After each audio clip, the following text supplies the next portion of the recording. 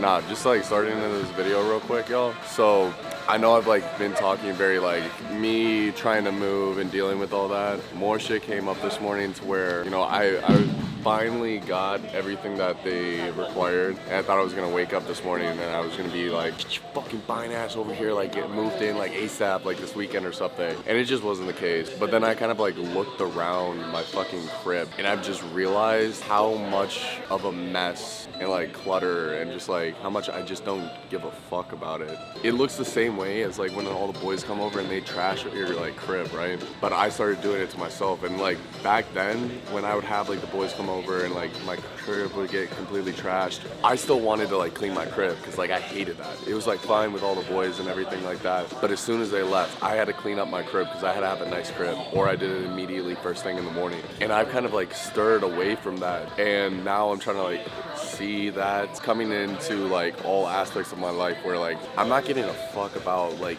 anything about myself at all, bro. Like my physique is still like an impressive physique, don't get me wrong, but it's not where it used to be. I just look like an average old motherfucker on gear. Like there's nothing impressive at this point. The older I get, the least impressive my physique gets.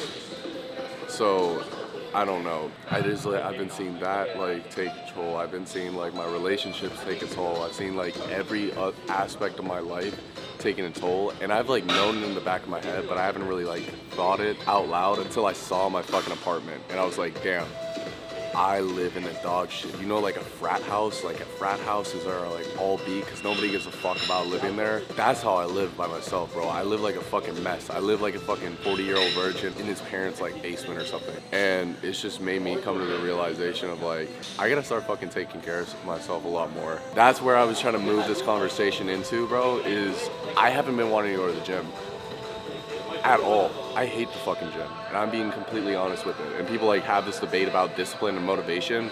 It really comes to discipline, bro. Like at the end of the day, I can let like all those things fucking just like completely take me down, and just like where all aspects of my life like feel like shit. You know, my physique becomes more like my crib, where I don't give a fuck about it. Dishes everywhere, dirty fucking laundry, trash everywhere, and it just becomes very like self-destructive in a sense. Or I can just like force myself to get up to go to the gym, even though I don't want to go today, just because, you know, maybe tomorrow I'd want to go to the gym. I wouldn't have that motivation if I didn't have the discipline today. You find motivation through your discipline that you have in the current moment under whatever circumstances you are. So basically what I'm saying is you gotta get to your fucking lazy ass and get to the gym, throw on some bachata music, start fucking get you a Latin bitch. Just do it like this. This whole low-key hidden.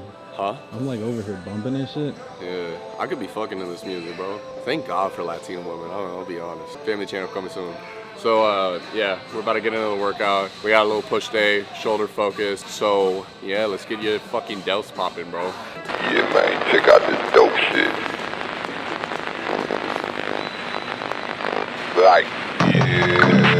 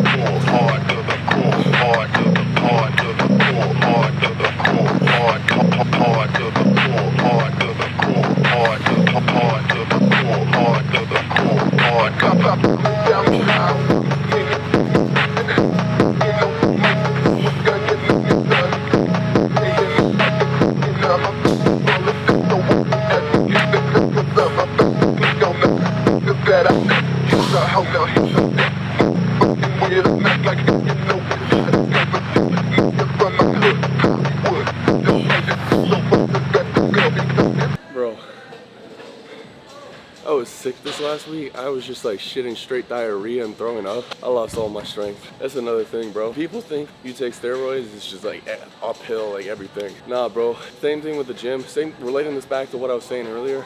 Sometimes, like, you know, especially with bodybuilding, the sport, you want to control as many factors or variables you can possible. But there's some variables just in life outside of the gym that you can't like necessarily affect. Within the gym and outside of the gym, like me being sick, like that's a variable that I can't control.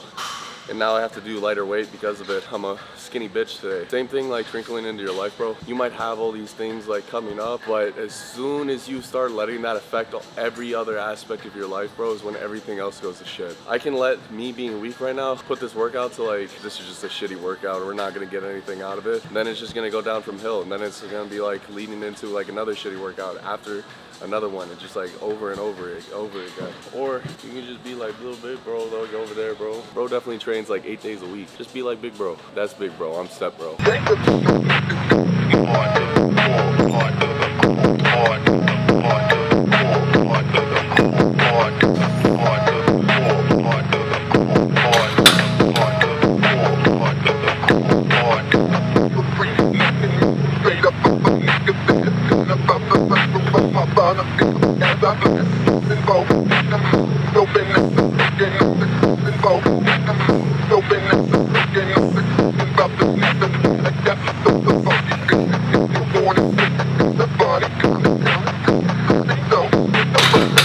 Me and Edgar were just talking about it. Everything's all about perspective, right? Even the globe, right? So we're about to do around the world. You can think it's like the world's like a globe, so you're going around the world, or you can think like the world's flat, so you're kind of just like emulating like flat motion, like your girl's titties or something. But yeah, the main execution here isn't really to do some heavy ass weight. It's really just focusing on the mind muscle connection and the stretch.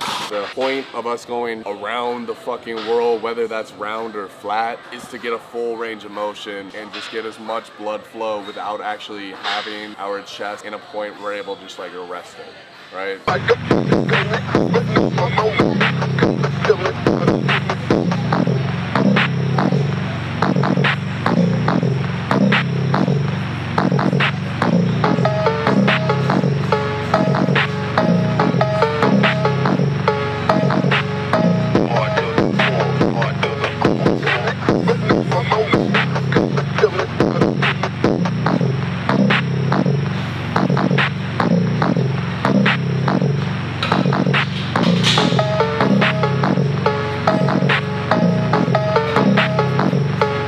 Mid-set and they were playing Ice Spice. And so like basically you're just gonna work that till failure, until your tits fall off or Ice Spice comes on. But like the main like focus on that type of movement, really just like the upper chest and like focusing on the squeeze to get that cleavage, because that's the main thing we're still working on. That's why I'll never go pro, bro. That's why my deadbeat dad will never love me. That's why my stepdad will never love me, because I don't have any tits.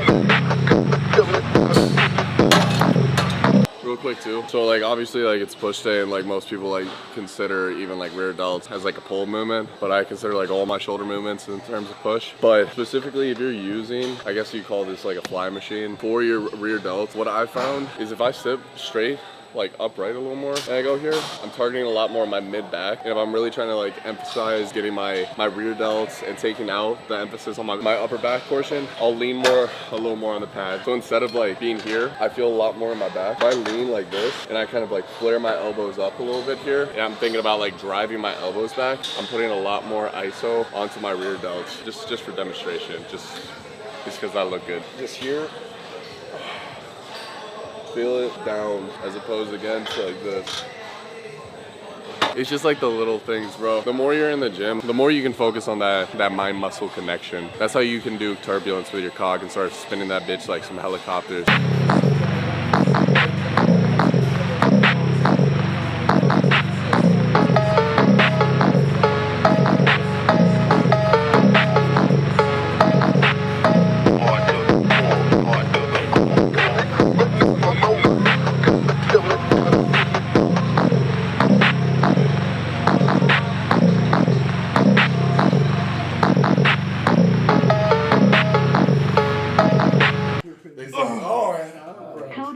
Alphalete. Yeah.